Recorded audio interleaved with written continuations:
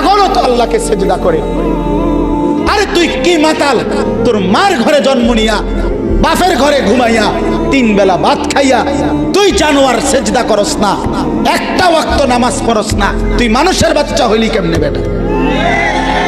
এই বেহায়া বেনামাজি, আজকের সারাদিনে যারা এক ওয়াক্ত নামাজ পড়ো নাই, বের হবে এটা তুই বেটা বেশরম বেহায়া। তোর মালিক তোকে জন্ম দেয়, সৃষ্টি করে না? তোর আল্লাহর দেওয়া আসমান তুই ভোগ করো না? কার জমিনে তুই চলো বেটা? কার রোদ, কার বৃষ্টি, কার আলো, কার বাতাস? ঘটনা কি? আমিনতুম মান ফিস সামা, আল্লাহ বলে আসমানে যিনি আছেন আল্লাহ, তার থেকে নিজেকে নিরাপদ ভাবো না? হ্যাঁ হ্যাঁ, বাদ্দুকা খাবাই দেখে মনে করছো তুমি বান্দা, আমি কিচ্ছু কইতাম না, তুমি তামসা মনে করছো? হ্যাঁ, ফুর্তি যৌবন, যৌবন তোমার বাপে দিছে, কথা বলে না কেন? যৌবন কারো বাপের দেওয়া? তো তোমার ভিতরের শক্তি, কামনা, বাসনা তো আল্লাহর দেওয়া। আপনি একটা কথা শুধু বলেন, মনে করেন এখানে দুইজন মহিলা দাঁড়াইছে, কথার কথা একটা উদাহরণ দিচ্ছি, তো একজন হলো আমার মা, আরেকজন হলো আমার স্ত্রী, কিন্তু দুজনেই মহিলা, রক্ত মাংসে, শরীরের গঠনে, শরীরের অঙ্গ প্রত্যঙ্গ দুই নারীরই বরাবর, ঠিক কিনা বলেন? কিন্তু এই মা নামের যে মহিলাটা, আমি যখন তার দিকে তাকাই, আমার দিলের অবস্থা যেটা হয়, 1 মিনিট পরে 30 সেকেন্ড পরে যদি আমি স্ত্রীর দিকে তাকাই, ওই মহিলাটার দিকে তাকাইলে আমার দিলের অবস্থা ক্ষণিকের মধ্যে ভিন্ন রকম হয়।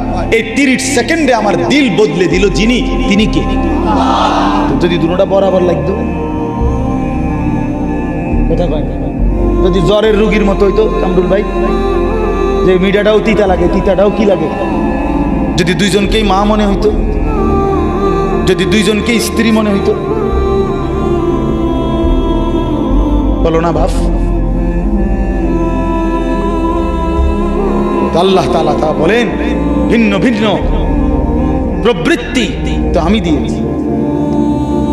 মাকে দেখলে একরকম মনে হয়, স্ত্রীকে দেখলে আরেক রকম মনে হয়। এই হালাত, দিলের এই অবস্থাটা পরিবর্তন কে করছে? কার নাফরমানি করো? কার নাফরমানি? এজন্য লজ্জা থাকলে, আমার কথা শেষ, শরম যদি থাকে, মায়ের দুধ যদি খেয়ে থাকো, আমি বললাম বেনামাজি ছেলেরা আজকের রাতে এশার নামাজ পড়ো। এখন প্রয়োজনে যদি শরীর না পাক থাকে, পেশাব করে পানি নিয়ে আনিয়ে থাকো, আজ রাতে গোসল করো, নতুন লুঙ্গি পরে নামাজে সেজদা দাও, চোখের পানি ফেলে আল্লাহকে বলো, মাওলা বহুদিন তোমাকে নারাজ করেছি, আজ ওয়াদা করছি আর তোমাকে নারাজ করব না। আল্লাহ বলবে, বান্দা আমি এখনই তোর পেছনে সব মাফ করে দেব। আল্লাহ বলে, বান্দা তুমি যদি রাত্রে আসো, আমি রাত্রেই আসবো, তুমি যদি দিনে আসো, আমি দিনেই আসবো। গুনাহ নিয়ে আসবা মাফ চাইতে রাতে, আমি আল্লাহ মাগফিরাত নিয়ে আসবো রাতে। তুমি আসবে যখন, আমি আসবো তখন। তুমি আসবা 1 বিগত, আমি আসবো 1 হাত। তুমি আসবা 1 হাত, আমি আসবো 2 হাত। তুমি আসবা হাঁটতে হাঁটতে, আমি আসবো দৌড়তে দৌড়তে। আও না বান্দা, আও, দেও সেজদা দাও, গোলামি করো, বন্দেগী করো, আমাকে ডাকো। কেন ভুলে গেলাম? মা গাররাক, মা গাররাক। আল্লাহ বলছে কোরআনে, মা গাররাক। এই মানুষ, এই আমার বান্দা, কেন আমারে ভুলে গেল? কেন ভুলে গেল? আমি কি সৃষ্টি করি নাই? আমি কি অঙ্গ প্রত্যঙ্গ দেই নাই? আমি কি এমন সুন্দর সুঠাম স্বাস্থ্য বানাই নাই? আমি কি এই চমৎকার চেহারার আকৃতি দেই নাই? আমি কি 2টা চোখ দেই নাই? আমি কি একটা জিহ্বা দেই নাই? আমি কি 2টা ঠোঁট দেই নাই? আমি কি তোমাকে বানাই নাই? বলে বলো না ছেলেরা, উত্তর দাও ভাই, রাত গভীরে উত্তর দাও। গভীর রাত, এখন কোটি কোটি মানুষ ঘুমায় গেছে, তুমি এখন বলো ইনসাফের সাথে। কত নারী দেখলে শখ মিটবে? কত উলঙ্গ ছবি দেখলে তোমার তৃপ্তি হবে? হ্যাঁ, মোবাইলে কত নগ্ন ছবি দেখলে তোমার আউশ মিটবে? বলো ভাইয়া, বলো বলো বলো, একটা ছেলে বলো। পৃথিবীর কত লক্ষ নারী দেখলে তোমার আর দেখতে মন চাইবে না? কত উলঙ্গ ছবি দেখলে তোমার আর মন চাইবে না? যে মদখোর, যে নেশাখোর, সে তো আটলান্টিক মহাসাগরের ভরা মদ খেলেও তার তৃপ্তি হবে। যে জুয়ারি, সে জুয়া খেলতে খেলতে তার যদি ভিটা মাটি বউ বাচ্চাও দিয়া দেয়, তারপরও তার জুয়ার নেশা যাবে না।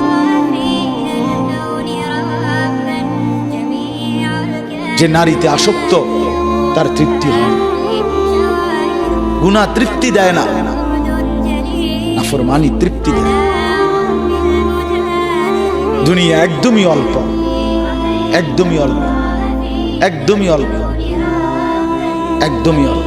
আজকে যারা বৃদ্ধ মানুষ, আপনারা ভাবেন আপনি সেই ছোট্ট ছিলেন, আপনি কিশোর হলেন, তরুণ হলেন, যুবক হলেন, আজ অক্ষম, দুর্বল, বৃদ্ধ। আর কয়েকদিন, যে কোনো দিন আপনি কবরস্থানে। আজকের যুবক ভাই, তুমি ভাবো, তুমি তো প্রথম দিন যুবক ছিলে না, এক ছোট্ট কোলের বাচ্চা ছিলে। আজ তুমি ধীরে ধীরে তোমার সেই শিশুকাল চলে গেল, কিশোর কাল চলে গেল, তরুণ কালও চলে গেল। তাহলে পিছনের এই সময় যেহেতু গেছে, তো ধরে নাও যৌবন কালও চলে যাবে। কোনো সন্দেহ, কোনো সন্দেহ। বন্ধু আমার, নষ্ট হইও না, নষ্ট হইও না। জীবন বড় দামি, সময় বড় দামি, হায়াত বড়ই দামি। এত সুন্দর যৌবন নষ্ট করে দিও না। হাদিসের মধ্যে আছে, আল্লাহর নবী সাল্লাল্লাহু আলাইহি সাল্লাম বলছিলেন, লাকাদ হামামতু আন আমুরা ফিতিয়াতি, আমার মন চায় আমার যুবকদেরকে সঙ্গে নিয়ে আমি ঘরে যারা নামাজ পড়ে আমি তাদেরকে বের করে আনি, অথবা আমি তাদেরকে আগুন দিয়ে ঘর সহ জ্বালিয়ে দেই। নবীজির হাদিস এটা। নবীজি বলছে, আমার ইচ্ছে জাগে আমার যুবক সঙ্গীদেরকে নিয়ে আমি মুসলমানের ঘরে ঘরে গিয়ে বেনামাজি ঘরে নামাজ পড়ে তাদেরকে টেনে হিচড়ে বের করে আনি। কথা ছিল এই, কথা ছিল যুবক সমাজ গড়বে, কথা ছিল যুবক মানুষকে আল্লাহর দিকে ডাকবে, কথা ছিল যৌবনকাল আল্লাহর জন্য ওয়াকফ করবে। আজ দিয়া দিছে নারীর কাছে, জিনার ব্যভিচারের কাছে, মদ আর জুয়ার কাছে, মোবাইলের কাছে। আস্তাগফিরুল্লাহ, আস্তাগফিরুল্লাহ, আস্তাগফিরুল্লাহ। এক নারী এত দরকার, এক মেয়ে এত দরকার যে দুনিয়া ভুলতে হবে, আখিরাত ভুলে যেতে হবে, সমাজ ভুলে যেতে হবে। এক নারীর মধ্যে এতটা কি হয়ে গেল যে এটার পিছনে সারাক্ষণ সময় দিতে হবে। এটা কি এমন আশ্চর্য বস্তু? নারী আর পুরুষের, স্বামী আর স্ত্রীর মিলনেই তো পৃথিবীর সেই আদম হাওয়া থেকে এই পর্যন্ত মানুষের ধারাবাহিকতা। তো এটা তো একটা স্বাভাবিক প্রক্রিয়া। হাজারো কোটি মানুষ পৃথিবীতে স্বামী আর স্ত্রীর পবিত্র বন্ধন হইছে, তো সেটা তুমি একটু অপেক্ষা করলে তোমার জীবনও আসবে। কথা বলেন না কেন? এটা একটা সহজ বিষয় না। আল্লাহ তাআলা আমাদেরকে বুঝার তৌফিক দান করেন।